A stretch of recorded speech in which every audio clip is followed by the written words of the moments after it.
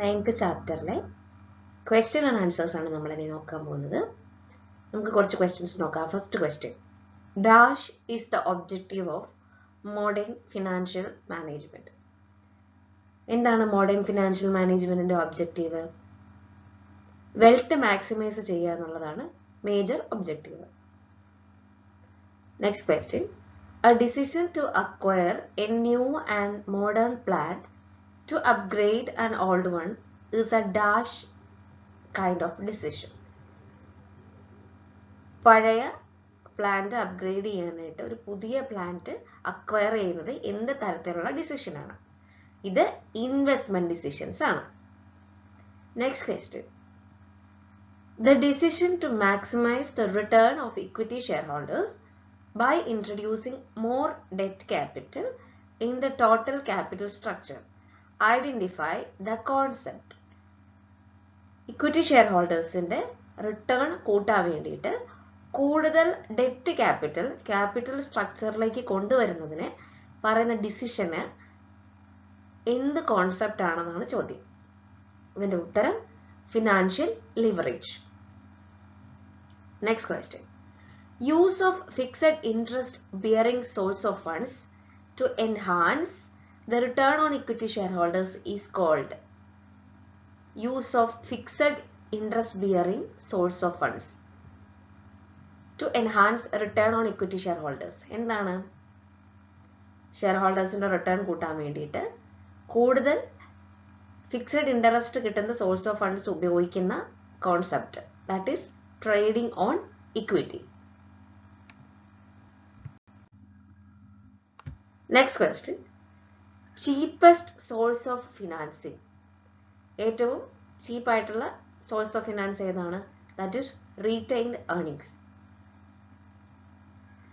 Current assets are those assets which get converted into cash dash. എത്ര നാളുകൾക്കുള്ളിലാണ് current asset cash ആയിട്ട് convert ചെയ്യാൻ പറ്റുന്നത് എന്നുള്ള concept? Within 1 year. Next question, amount invested in fixed asset is known as. Fixed അസറ്റിൽ invest ചെയ്യുന്ന എമൗണ്ടിനെ പറയുന്ന പേര് fixed capital. Gross working capital means total current അസറ്റിനെയാണ് ഗ്രോസ് വർക്കിംഗ് ക്യാപിറ്റൽ എന്ന് പറയുന്നത്.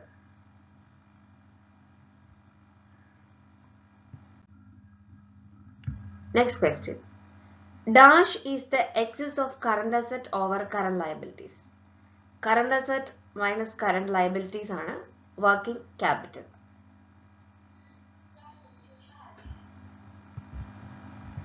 Jasim, one of your classmates, confused with two different concepts of working capital.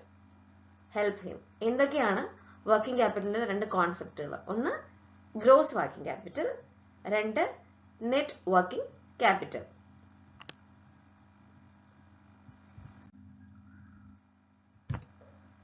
Generally, in trading concerns, there is a time gap between sales and actual realization of cash. Write down the term used to describe the time gap. അതായത് പൊതുവെ വ്യാപാര സ്ഥാപനങ്ങളിൽ നമ്മളൊരു സാധനം വിറ്റ് അതൊന്ന് ശരിക്കും cash ആയിട്ട് തിരിച്ചു വരാൻ ഒരു ടൈം ഗ്യാപ്പ് എടുക്കും. അതിനെ പറയുന്ന പേരാണ് operating cycle of working capital അല്ലെങ്കിൽ working capital cycle. Next question, decision of allocation of funds to long term asset. Long term അസറ്റിൽ ഫണ്ട് അലോക്കേറ്റ് ചെയ്യുന്ന ഡിസിഷനെ പറയുന്നതാണ് capital budgeting. Dash is the reward of share holders for investment made by them. Share holders invest ചെയ്യുന്നതിന് കൊടുക്കുന്ന reward, അതിന്റെ പേരെന്താണ്? അതാണ് dividend.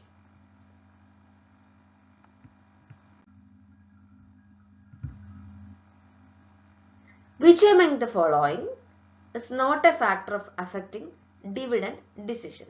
നിങ്ങൾക്ക് ഒരുപാട് ഫാക്ടേഴ്സ് തരും ഡിവിഡൻഡ് ഡിസിഷനെ അഫക്ട് ചെയ്യുന്ന ഫാക്ടേഴ്സ്. അതിലൊന്ന് ഇതിനെ അഫക്ട് ചെയ്യുന്ന ഫാക്ടർ അല്ല. കോമ്പറ്റീഷൻ ഡിവിഡൻഡ് ഡിസിഷനെ അഫക്ട് ചെയ്യുന്ന ഒരു ഫാക്ടർ അല്ല എന്നുള്ളത് ഓർത്തു വയ്ക്കുക. Next question, Which among the following is not a finance function? Investment decision, compensation decision, dividend decision, financing decision. ഇതിൽ ഏതാണ് ഫിനാൻസിന്റെ ഫംഗ്ഷൻ അല്ലാത്തത്? ഈസിലി ഐഡന്റിഫൈ ചെയ്യാൻ പറ്റും. That is compensation decision. Okay. Next question. Ensuring the availability of fund from different source of funds is called. പല source of ഫണ്ട്സിൽ നിന്ന് ഫണ്ടിന്റെ availability ensure ചെയ്യുന്നതിനെ പറയുന്നതാണ് ഫിനാൻഷ്യൽ പ്ലാനിംഗ്.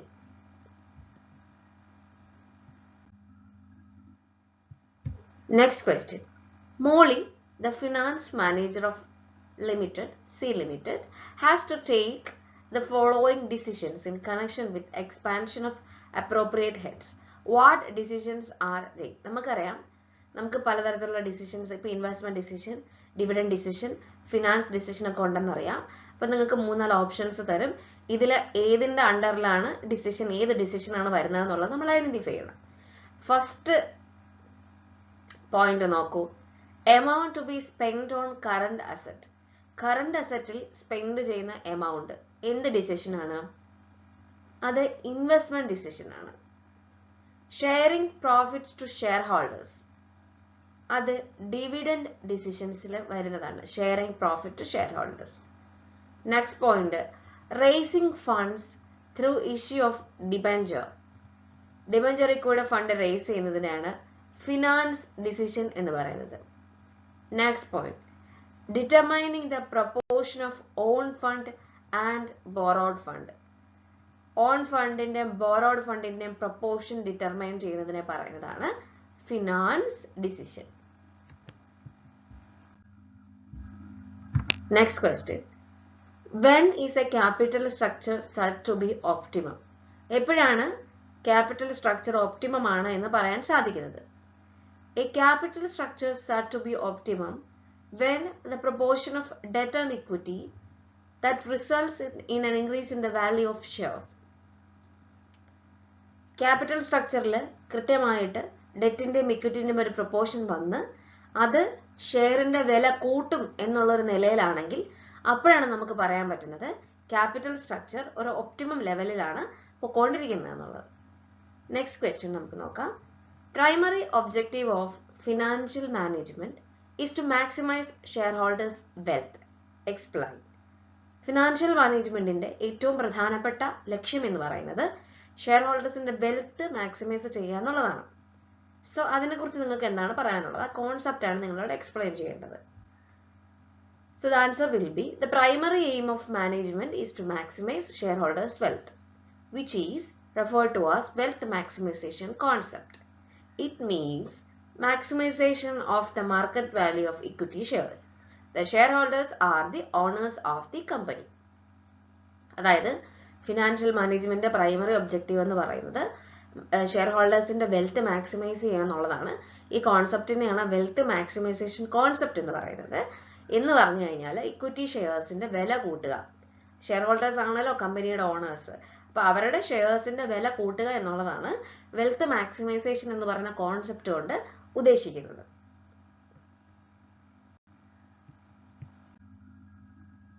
സോ കമ്പനിയുടെ റെസ്പോൺസിബിലിറ്റിയാണ് പ്രോപ്പർ ആയിട്ട് റീസണബിൾ ആയിട്ടുള്ള ഡിവിഡൻഡ് കൊടുത്ത് ഷെയറിന്റെ വാല്യൂ കൂട്ടുക എന്നുള്ളത്.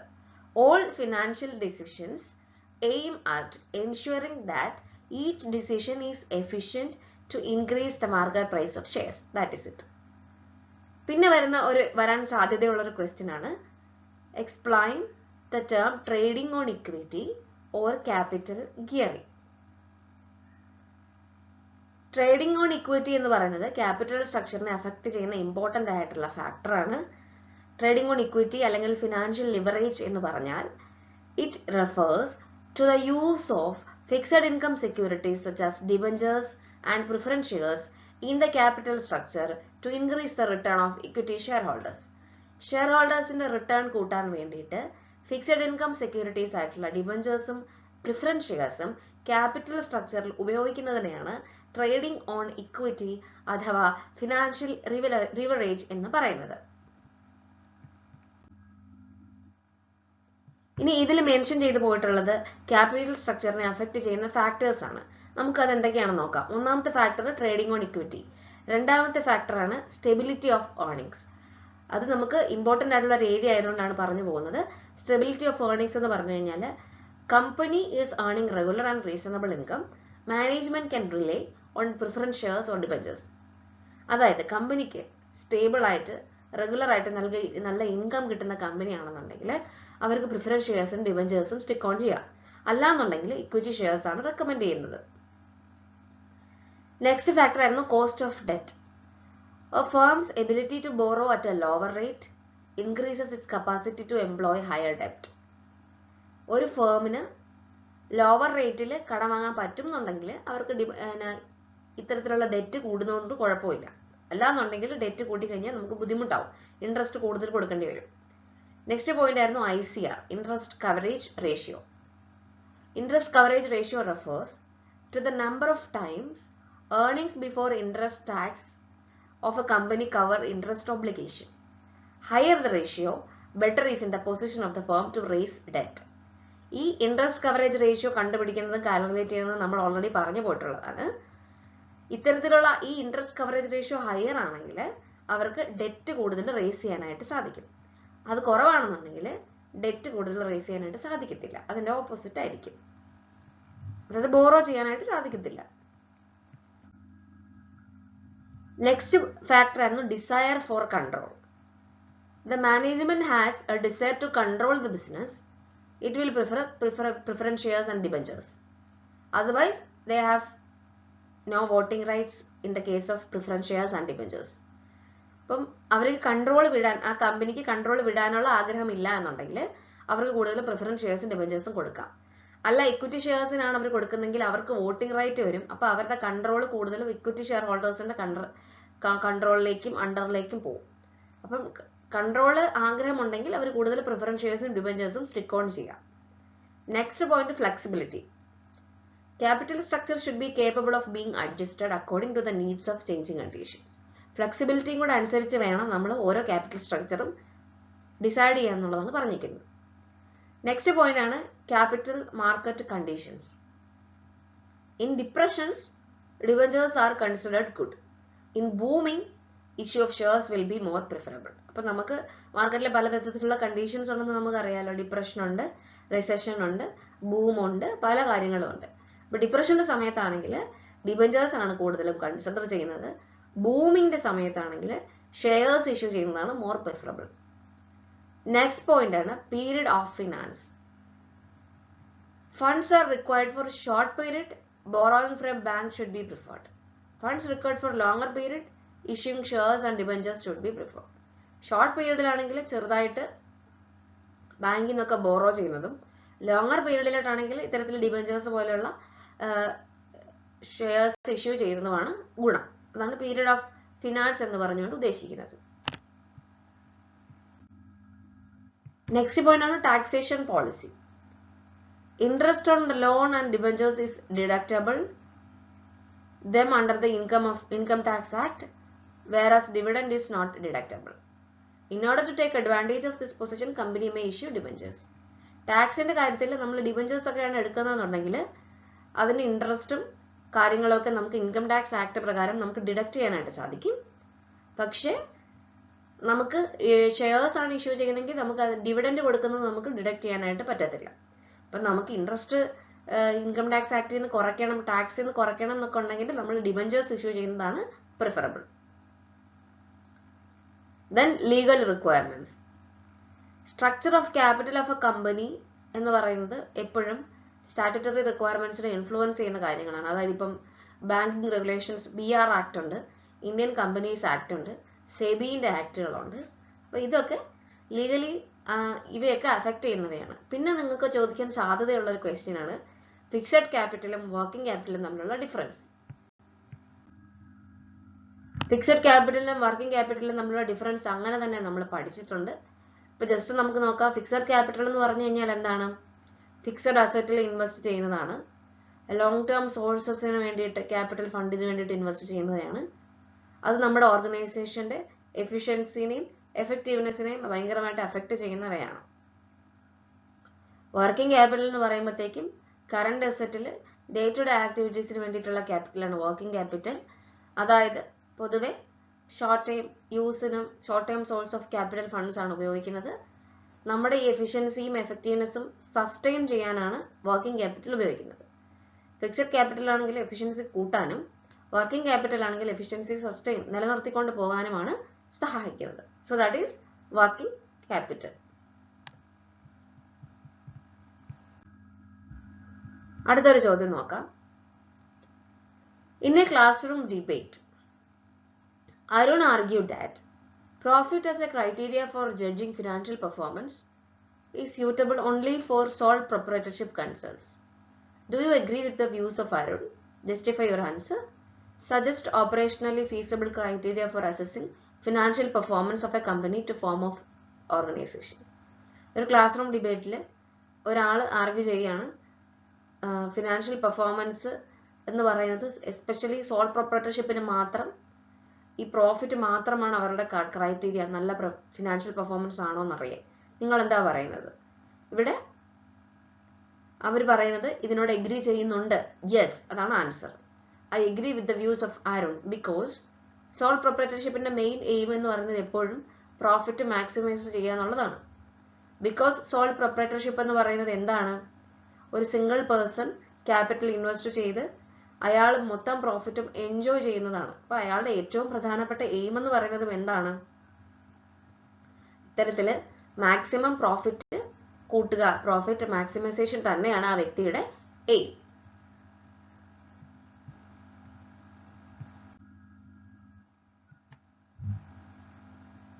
എന്താണ് feasible criteria four assessing financial performance എന്ന് പറയുന്നത്?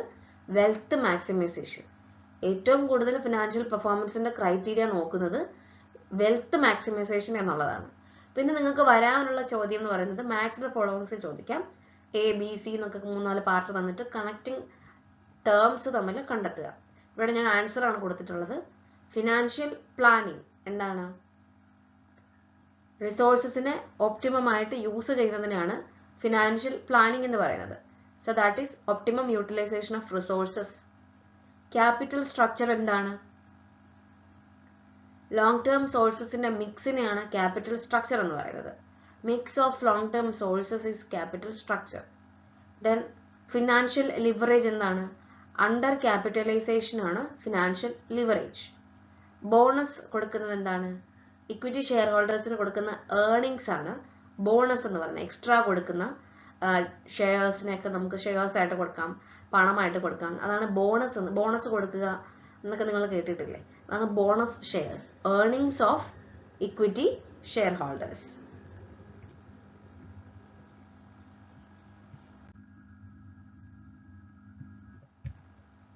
അടുത്തൊരു പ്രധാനപ്പെട്ട ചോദ്യം നോക്കാം. Mister Vishnu is appointed financial manager of A company. As A commerce student, can you state the primary duties of Vishnu as a financial manager? You have to identify finance function of the company. Finance manager ആയിട്ട് അദ്ദേഹത്തിന്റെ പ്രധാനപ്പെട്ട functions എന്ന് പറയുന്നത് financial decisions, finance functions മായിട്ട് ബന്ധപ്പെട്ടിട്ടുള്ള decisions എടുക്കുക എന്നുള്ളതാണ്. അതിൽ ഒന്നാമത്തതാണ് ഫിനാൻസ് ഡിസിഷൻ എന്ന് പറയുന്നത്. ഫിനാൻസ് ഡിസിഷൻ എന്താണ്?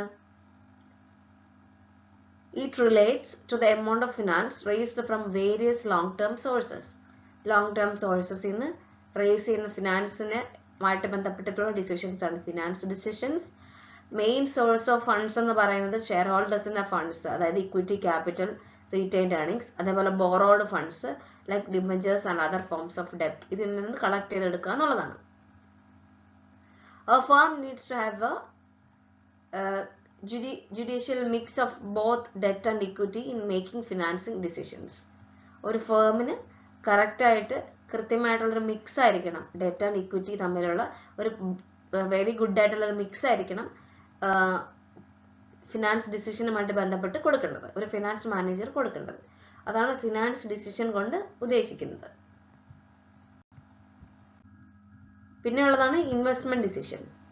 Investment decisions relates to how a firm funds are invested in different asset. എവിടെയൊക്കെയാണ് അവരുടെ ഫണ്ട്, അവൾ കളക്ട് ചെയ്ത ഫണ്ട് ഇൻവെസ്റ്റ് ചെയ്യേണ്ടത് എന്നുള്ളതാണ് ഇൻവെസ്റ്റ്മെന്റ് ഡിസിഷനിൽ ഉദ്ദേശിക്കുന്നത്.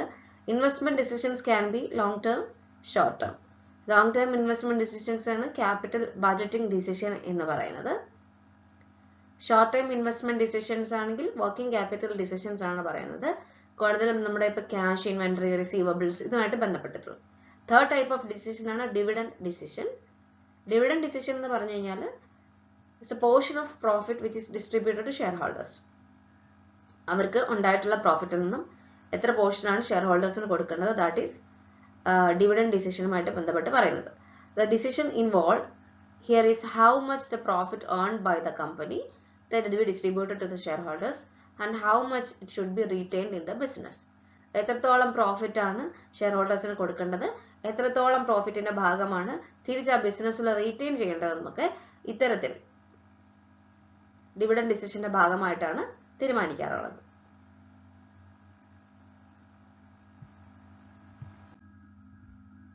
നെക്സ്റ്റ് ക്വസ്റ്റ്യൻ ചോദിച്ചിരിക്കുന്നത് നോക്കൂ. State the role of financial manager in a business. Financial മാനേജറിന്റെ റോൾ എന്തൊക്കെയാണെന്നുള്ളത്. ഒന്നാമത്തെ റോള്, ഫിനാൻസ് മാനേജറാണ് കൃത്യമായിട്ടുള്ള size and composition of fixed asset തീരുമാനിക്കുന്നത്. Finance manager determine the size and composition of fixed asset in a business. The finance manager determine the quantum of current asset as well as working capital. എത്രത്തോളം current asset വേണം, എത്രത്തോളം working capital ആണ് പോകേണ്ടതെന്നൊക്കെ ഉള്ളത് തീരുമാനിക്കുന്നത് finance മാനേജറാണ്. He must also determine the long-term and short-term financing should be used. എത്രത്തോളം long term, എത്രത്തോളം short term financing ആണ് യൂസ് ചെയ്യണമെന്ന് തീരുമാനിക്കുന്നതും ഇത്തരത്തിലുള്ള ഫിനാൻസ് മാനേജറാണ്. The finance manager determines breakup of long-term finance into debt and equity. എത്രത്തോളം ഏത് രീതിയിലാണ് long term finance debt ആയിട്ടും ഇക്വിറ്റി ആയിട്ടും സ്പ്ലിറ്റ് ചെയ്യേണ്ടതെന്നുള്ളത്, ബ്രേക്ക് ചെയ്യേണ്ടതെന്നൊക്കെ തീരുമാനിക്കുന്നത് ഒരു ഫിനാൻസ് മാനേജറിന്റെ റോളിന്റെ ഭാഗമായിട്ട് വരുന്നവയാണ്.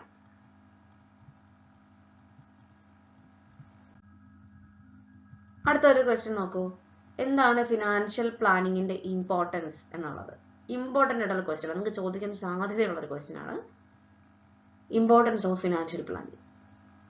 ഈ ഫിനാൻഷ്യൽ പ്ലാനിങ് ആണ് ഏതൊക്കെ സോഴ്സ് ഓഫ് ഫണ്ട്സിൽ നിന്ന് അഡിക്വേറ്റ് ആയിട്ട് ഫണ്ട്സ് വേണം എൻഷുർ ചെയ്യുന്നത് ഇത്തരത്തിലുള്ള ഫിനാൻഷ്യൽ പ്ലാനിങ്ങിൽ കൂടെയാണ്. അതുപോലെ തന്നെ it reduces the uncertainty about availability of funds. അതേപോലെ it integrate financial policies and procedures. Then it helps management എന്തിന്? To eliminate waste of funds and reduce cost. Next point, it helps to achieve എന്താണ് ഒരു balance between ക്യാഷിന്റെ ഫണ്ടിന്റെയും inflow outflow തമ്മിലുള്ള balance maintain ചെയ്യുന്ന ഇത്തരത്തിലുള്ള financial planning കൂടെയാണ്. Then it serves as the basis of financial control. Financial control basis ആയിട്ട് act ചെയ്യുന്നു. It helps to reduce cost of financing to the minimum. ഫിനാൻസിങ്ങിന്റെ cost maximum കുറയ്ക്കാനായിട്ട് സഹായിക്കുന്നു. It helps to ensure stability and profitability of business. ബിസിനസിന്റെ പ്രോഫിറ്റബിലിറ്റിയും സ്റ്റെബിലിറ്റിയും ensure ചെയ്യാനായിട്ട് സഹായിക്കുന്നു. It makes the firm better prepared to face the future. ഫ്യൂച്ചറിൽ പ്രോപ്പറായിട്ട് finance plan ചെയ്ത് അത് ഫേസ് ചെയ്യാനായിട്ട് സഹായിക്കുന്നതും ഇത്തരത്തിലുള്ള ഫിനാൻഷ്യൽ പ്ലാനിങ്ങിൽ കൂടെയാണ്.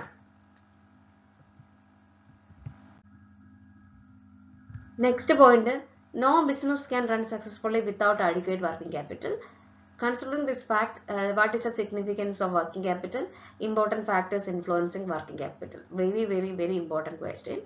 വർക്കിംഗ് ക്യാപിറ്റൽ എത്രത്തോളം ഇമ്പോർട്ടൻ്റ് ആണെന്ന് നിങ്ങൾക്ക് അറിയാലോ. അപ്പോൾ അതിൻ്റെ ഇമ്പോർട്ടൻസ് ആദ്യം എഴുതുക. വർക്കിംഗ് ക്യാപിറ്റൽ എന്ന് പറഞ്ഞു കഴിഞ്ഞാൽ it is a portion of capital required for investing in current asset for meeting day to day working of an organisation. ഒരു ഓർഗനൈസേഷന്റെ ഡേ ടു ഡേ ആക്ടിവിറ്റീസിന് ഏറ്റവും കൂടുതൽ ആവശ്യമായിട്ടുള്ള പോർഷനാണ് വർക്കിംഗ് ക്യാപിറ്റൽ എന്ന് പറയുന്നത്. ഡേ ടു ഡേ ആക്ടിവിറ്റീസിന് ഉപയോഗിക്കുന്ന ക്യാപിറ്റലിന്റെ പോർഷൻ, അത് കറണ്ട് അസറ്റില്. അതുപോലെ തന്നെ കറണ്ട് അസറ്റ് എന്ന് പറഞ്ഞാൽ എന്താണ്? വിത്തിൻ 1 ഇയർ നമുക്ക് കൺവേർട്ട് ചെയ്യാൻ പറ്റുന്ന ടൈപ്പ് ഓഫ് അസറ്റിനെയാണ് കറണ്ട് അസറ്റ് എന്ന് പറയുന്നത്.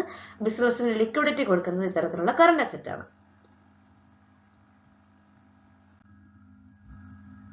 വർക്കിംഗ് ക്യാപിറ്റൽ എന്ന് പറയുന്നത് 2 ടൈപ്പാണ്. അതിന്റെ കോൺസെപ്റ്റ് വരുന്നത് ഗ്രോസ് വർക്കിംഗ് ക്യാപിറ്റലും നെറ്റ് വർക്കിംഗ് ക്യാപിറ്റലും. ഗ്രോസ് വർക്കിംഗ് ക്യാപിറ്റൽ എന്ന് പറഞ്ഞാൽ നമ്മുടെ ടോട്ടൽ കറണ്ട് അസറ്റിനെയാണ് ഗ്രോസ് വർക്കിംഗ് ക്യാപിറ്റൽ എന്ന് പറയുന്നത്. നെറ്റ് വർക്കിംഗ് ക്യാപിറ്റൽ എന്ന് പറഞ്ഞാൽ current asset minus current liabilities. എന്തൊക്കെ ഫാക്ടേഴ്സ് ആണ് വർക്കിംഗ് ക്യാപിറ്റലിനെ അഫക്ട് ചെയ്യുന്നതെന്ന് ചോദിച്ചു കഴിഞ്ഞാൽ, ഒന്നാമത് nature of business. Trading organisation ഏറ്റവും കൂടുതൽ സ്മോളർ എമൗണ്ട് ആണെങ്കിൽ അതിന് സ്മോളർ വർക്കിംഗ് ക്യാപിറ്റലും, ലാർജർ ഓർഗനൈസേഷൻ ആണെങ്കിൽ അതിന് ലാർജ് വർക്കിംഗ് ക്യാപിറ്റലും ആവശ്യമാണ്. നെക്സ്റ്റ് പോയിന്റ് ആണ് scale of operations. Large scale of operations require ആയിട്ടുള്ള വർക്കിംഗ് ക്യാപിറ്റൽ ആണെങ്കിൽ അവിടെ ലാർജ് വർക്കിംഗ് ക്യാപിറ്റൽ വേണം. ചെറിയ ഓപ്പറേഷൻസ് നടക്കുന്നതാണെങ്കിൽ അവിടെ ലോവർ സ്കെയിലുള്ള വർക്കിംഗ് ക്യാപിറ്റൽ മതി. പിന്നെയുള്ളതാണ് ബിസിനസ് സൈക്കിൾ. ബൂം പീരീഡിലാണെങ്കിൽ അവിടെ large amount of working capital ആവശ്യമായിട്ടുണ്ട്. ഡിപ്രഷൻ ആണെങ്കിൽ കുറച്ച് വർക്കിംഗ് ക്യാപിറ്റൽ മതി. പിന്നെ സീസണൽ ഫാക്ടേഴ്സ്. ഇപ്പൊ ചില ബിസിനസ്സുകളൊക്കെ സീസണൽ ഫാക്ടേഴ്സിൽ വർക്ക് ചെയ്യുന്നവയാണ്. അപ്പൊ നല്ല സീസൺസിന്റെ സമയത്താണെങ്കിൽ ഹൈ വർക്കിംഗ് ക്യാപിറ്റലും, കമ്പാരിറ്റീവ്ലി ചെറിയ സീസൺ ആണെങ്കിൽ സീസൺ അത്ര അല്ല എന്നുണ്ടെങ്കിൽ അവിടെ ലോവർ വർക്കിംഗ് ക്യാപിറ്റൽ മതി. Then production cycle. Production cycle എന്ന് പറഞ്ഞു കഴിഞ്ഞാൽ ഒരു ടൈം സ്പാൻ ആണ്. റോ മെറ്റീരിയൽ ഫിനിഷ്ഡ് ഗുഡ്സ് ആയിട്ട് മാറാനുള്ള ഒരു ടൈം, ആ സ്പാനിനെയാണ് പ്രൊഡക്ഷൻ സൈക്കിൾ എന്ന് പറയുന്നത്. അപ്പോൾ വർക്കിംഗ് ക്യാപിറ്റൽ ഈ longer processing cycle, production cycle ആണുള്ളതെന്നുണ്ടെങ്കിൽ കുറേ വർക്കിംഗ് ക്യാപിറ്റലും, അല്ല ലോവർ ആണെന്നുണ്ടെങ്കിൽ ലോവർ വർക്കിംഗ് ക്യാപിറ്റലും മതി. പിന്നെ ഉള്ളതാണ് ക്രെഡിറ്റ് പോളിസി. ലിബറൽ ആയിട്ടുള്ള ക്രെഡിറ്റ് പോളിസി എന്ന് പറഞ്ഞു കഴിഞ്ഞാൽ അവിടെ ഡെപ്റ്റേഴ്സിന്റെ എമൗണ്ട് ഹയർ ആയിരിക്കും, അവർക്ക് കൂടുതൽ വർക്കിംഗ് ക്യാപിറ്റലിന് റിക്വയർമെന്റ്സ് വരും. Operating efficiency. ഇപ്പം ഇഫ് ക്യാഷ്, ഡെപ്റ്റേഴ്സ്, ഇൻവെന്ററി ഇതൊക്കെ എഫക്റ്റീവ്ലി മാനേജ് ചെയ്യുന്നുണ്ടെങ്കിൽ വർക്കിംഗ് ക്യാപിറ്റൽ കുറച്ച് മതി, നമുക്ക് ആ രീതിയിൽ റെഡ്യൂസ് ചെയ്യാനായിട്ട് സാധിക്കും. പിന്നെയുള്ളതാണ് availability of raw materials. If raw materials are easily available in market, there is no shortage, huge amount not needed to blocked in inventories.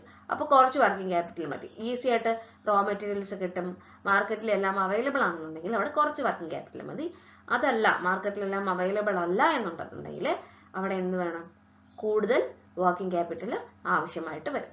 So ഈ ഏരിയാസിൽ ഇത്രയും കാര്യങ്ങളാണ് ഈ ഒരു ചാപ്റ്ററിൽ നിങ്ങൾക്ക് ചോദിക്കാൻ സാധ്യതയുള്ളത്. Especially capital structure, finance decisions, അതുപോലെ വർക്കിംഗ് ക്യാപിറ്റൽ, ഫിക്സഡ് ക്യാപിറ്റൽ, ഈ 4 ടേംസും ഇതിനൊക്കെ അഫക്ട് ചെയ്യുന്ന ഫാക്ടേഴ്സും ഫിനാൻഷ്യൽ പ്ലാനിങ്ങിന്റെ ഇമ്പോർട്ടൻസും വളരെയധികം മേജർ ആയിട്ടുള്ള പോയിന്റ്സ് ആണ്.